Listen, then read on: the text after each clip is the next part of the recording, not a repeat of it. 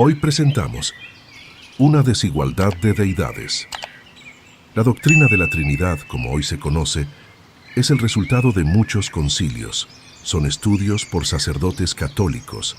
La Trinidad, como se conoce hoy, como Dios Padre, Dios Hijo y Dios Espíritu Santo. En su comienzo no se entendía así. Hoy se cree así porque ha habido una metamorfosis de dicha doctrina. El origen de la Trinidad da comienzo en el año 325 y de seguida en el año 381, cuando unos sacerdotes católicos decidieron cuestionarla, por un lado Alejandro y por el otro lado Arrio. Pero no vamos a hablar a profundidad de su desarrollo, sino que vamos a hablar de su desigualdad como dioses, como algunos lo llaman tres dios. Miremos el fondo de este video. Hay una imagen que intenta ilustrar la Trinidad, pero aquí tanto los adventistas y otras denominación trinitaria no tiene clara la idea. Si creen que el Espíritu Santo es un Dios, como el Padre y el Hijo, ¿por qué lo representan como una paloma y no como una persona? Ellos deberían poner otra persona, y que se vean tres personas, no una paloma y dos personas. Parece que no es tan claro con lo que creen. La imagen que deberían poner es esta que aparece en pantalla.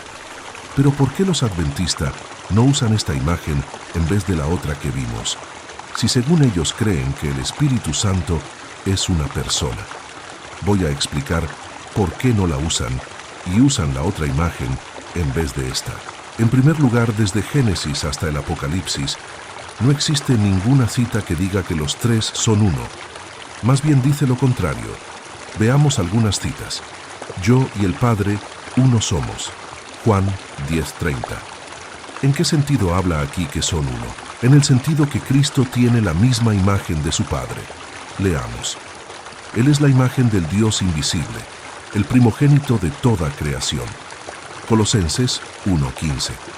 Aquí cuando dice a imagen, no se refiere a los físicos, sino a su carácter, la misma personalidad. No imagen de físico, ya que el Padre y su Hijo no son gemelos. El Padre es amor, Cristo es amor. El Padre es misericordioso, Cristo también es misericordioso. El Padre tardo para la ira, Cristo tardo para la ira. El Padre ama al pecador, pero aborrece sus maldades. Cristo también ama al pecador y aborrece sus maldades. En ese sentido es la imagen del Padre, tiene el mismo carácter de su Padre. Vemos que aquí hay una desigualdad de identidades, ya que no existe en las Escrituras que hable así de el Espíritu Santo. Las Escrituras no dice que el Espíritu Santo es la misma imagen del Padre o de Cristo. Tampoco dice que es misericordioso. Nada de lo que mencionamos, pero ¿por qué? La respuesta es tan sencilla. Es porque no es una persona como el Padre y el Hijo. Pero sigamos viendo esa desigualdad del Espíritu Santo con el Padre y el Hijo. Mas la hora viene, y ahora es, cuando los verdaderos adoradores adorarán al Padre en espíritu y en verdad, porque también el Padre tales adoradores busca que le adoren. Juan 4:23. El diablo entonces le dejó, y he aquí vinieron ángeles y le servían. Mateo 4:11. Respondió él y dijo, ¿quién es Señor para que crea en él? Le dijo Jesús, pues le has visto, y el que habla contigo, él es. Y él dijo, creo, Señor, y le adoró. Juan 9:36 al 38. Aquí las Escrituras dejan claro que la adoración es al Padre y a su Hijo. Pero ¿qué citas podrán dar los trinitarios adventistas donde diga que adoraron al Espíritu Santo? ¿Existe una cita tan clara como estas que leímos? ¿Acaso habrá una cita que diga, y se postraron al Espíritu Santo? O que diga, adoren al Espíritu Santo todos los ángeles del cielo. Aquí no hay nada que poner, ya que no existe en las Escrituras. Aquí vemos otra desigualdad de deidades. Salmos 45:6 dice, tu trono, oh Dios, es eterno y para siempre. Cetro de equidad es el cetro de tu reino. Al instante estaba yo en el Espíritu, y vi un trono colocado en el cielo, y a uno sentado en el trono. Y dijo, he aquí, veo los cielos abiertos, y al Hijo del Hombre que está a la diestra de Dios. Hechos 7:56. Y no habrá más maldición, y el trono de Dios y del Cordero estará en ella, y sus siervos le servirán. Apocalipsis 22:3. ¿Alguien ve aquí el trono del Espíritu Santo? No se ve por qué no lo hay. Ninguna cita bíblica deja claro que no hay trono para el tercer Dios. Aquí también vemos desigualdad en la Trinidad. En las cartas de los apóstoles, nunca daban la adoración al Espíritu Santo. Siempre identificaron al Padre y a su Hijo Jesús. Las cartas de Pablo, por ejemplo, comienzan con el saludo y dando la bendición a los demás, pero mencionando al Padre y a su Hijo, unigénito Jesucristo. Referente al Espíritu Santo, Pablo nunca lo identificó como otro Dios en el cual él deba adorarlo. Pablo siempre identificó a el Espíritu Santo siendo el Señor Jesús. Cabe mencionar que no hay tres señores, sino dos señores. Por ende, en esta cita que leeremos, veremos cómo Pablo ve al Espíritu Santo y lo ve como a Cristo mismo. Pero cuando se conviertan al Señor, el velo se quitará, porque el Señor es el Espíritu, y donde está el Espíritu del Señor, allí hay libertad. Segunda de Corintios 3:16-17. Pablo claramente ve al Espíritu Santo como a Cristo mismo. Alguien puede decir lo contrario, pero las evidencias no pueden ser cambiadas a opiniones o fábulas preconcebidas. Veamos entonces cómo se refleja en las Escrituras acerca del Espíritu Santo. Vamos a leer Génesis capítulo 1, versículo 2. Y la tierra estaba desordenada y vacía, y las tinieblas estaban sobre la faz del abismo, y el Espíritu de Dios se movía sobre la faz de las aguas. Génesis 1:2. Aquí el Espíritu de Dios está moviéndose sobre las aguas, y no como Dios creando. Lo digo porque muchos aquí suelen decir que estaba moviéndose sobre las aguas, y que estaba en ese momento creando los cielos y la tierra. ¿Pero tiene sentido esa explicación? La verdad es que contradice la posición de Cristo, quitándole méritos a Jesús como creador.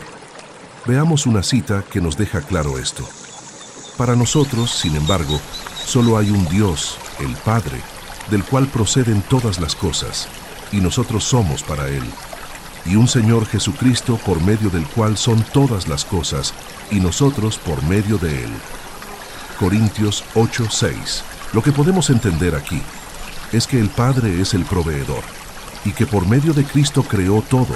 Si decimos que el Espíritu Santo también creó todo, entonces Cristo no creó todo, sino una parte de la creación. Dios el Padre no dividió la obra de la creación. Las Escrituras no dice que por medio de Cristo se crearon algunas cosas. Si fuera así, ¿qué cita de las Escrituras podemos usar para demostrar que la otra parte de creación la creó el Dios Espíritu Santo? Ampliemos más a Cristo como creador. En el principio era el Verbo, y el Verbo era con Dios, y el Verbo era Dios. Este era en el principio con Dios. Todas las cosas por Él fueron hechas, y sin Él nada de lo que ha sido hecho fue hecho. Juan 1:1-3. Aquí el Verbo de Dios es Cristo mismo, y nos dice que todas las cosas fueron creadas por Él. Y la palabra todas las cosas, literalmente, todas las cosas. Todo lo que puedas ver al horizonte. Cuando veas hacia el cielo, debes creer que lo creó Jesús. Ahora, dejemos de añadir cosas que las Escrituras no dice. Aceptemos como un niño lo que está escrito, donde ninguna cita bíblica contradiga las demás. Entonces, ¿qué podemos entender sobre el Espíritu de Dios que se movía sobre las aguas? Sin añadir palabras de hombre, dejemos que la palabra de Dios nos diga: ¿a dónde me iré de tu espíritu? ¿Y a dónde huiré de tu presencia? Salmos 139:7. ¿Es el Espíritu Santo la presencia de Dios? ¿Salmo nos enseña eso? La verdad es la única explicación que puede encajar en Génesis 1:2. El Espíritu de Dios se movía sobre las aguas. O sea, no era otro Dios que se movía, sino la presencia de Dios. Es de esa forma como Dios es omnipresente, que está en todas partes por medio de su Espíritu. Ese es el método que Dios enseña, que está en todas partes, pues su Espíritu o su presencia está en todas partes. Analicemos la palabra espíritu y buscando su palabra original del hebreo antiguo, y del protosemítico es ruj, que significa soplar. Compara también el árabe, rúa, o el arameo, que es la palabra ruja, que significa soplar. Ahora dejemos que las Escrituras nos dé información sobre el Espíritu Santo. Entonces Jesús les dijo otra vez: paz a vosotros. Como me envió el Padre, así también yo os envío.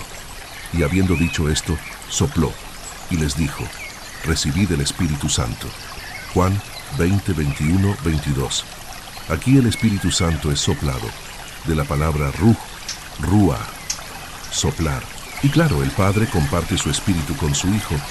Para ser explícito, el Espíritu del Padre es también el Espíritu de Cristo, y no otro Dios. Vemos: mas vosotros no vivís según la carne, sino según el Espíritu, si es que el Espíritu de Dios mora en vosotros. Y si alguno no tiene el Espíritu de Cristo, no es de él. Romanos 8:9. Tú podrás decir que el Espíritu Santo es otra persona, usando muchas citas que dicen que el Espíritu Santo habla, oye y siente. Y me dirás: estas cualidades son de una persona, y si el Espíritu Santo tiene todo eso, entonces es una persona. Pero déjame decirte algo. ¿Tu interpretación armoniza con otras citas bíblicas? Veamos usando tu mismo argumento. En el segundo año del reinado de Nabucodonosor, tuvo Nabucodonosor sueños, y se perturbó su espíritu, y se le fue el sueño. Daniel 2:1. Yo te hago una pregunta. ¿Solo porque el espíritu de Nabucodonosor se entristeció daría como interpretación que hay dos Nabucodonosor? La verdad que sería incomprensible sacar esa conclusión, ya que sabemos que no hay dos Nabucodonosor, sino uno. Veamos otras citas. Números 14:24. Pero a mi siervo Caleb, por cuanto hubo en él otro espíritu, y decidió ir en pos de mí, yo le meteré en la tierra donde entró, y su descendencia la tendrá en posesión.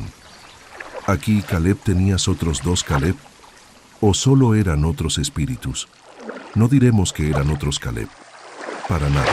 Hay mucho de qué hablar, pero en este video quería dejar claro que el Espíritu de Dios era simplemente su presencia, no otro Dios que se movía sobre las aguas. Por ende, con profundo convencimiento de las Escrituras, no acepto dicha doctrina pagana de la Trinidad, ya que contradice las Escrituras y destruye tanto al Padre y su Hijo Jesucristo. Diremos, y no callaremos, de forma clara: el pecado por su nombre, que la doctrina de la Trinidad es solo invento de Satanás, una doctrina monstruosa, que daña el alma del creyente haciéndolo idolatrar. Aquí termino con este análisis. Nos vemos en la próxima. Que Dios el Padre los bendiga y que Jesús los acompañe por medio de su presencia.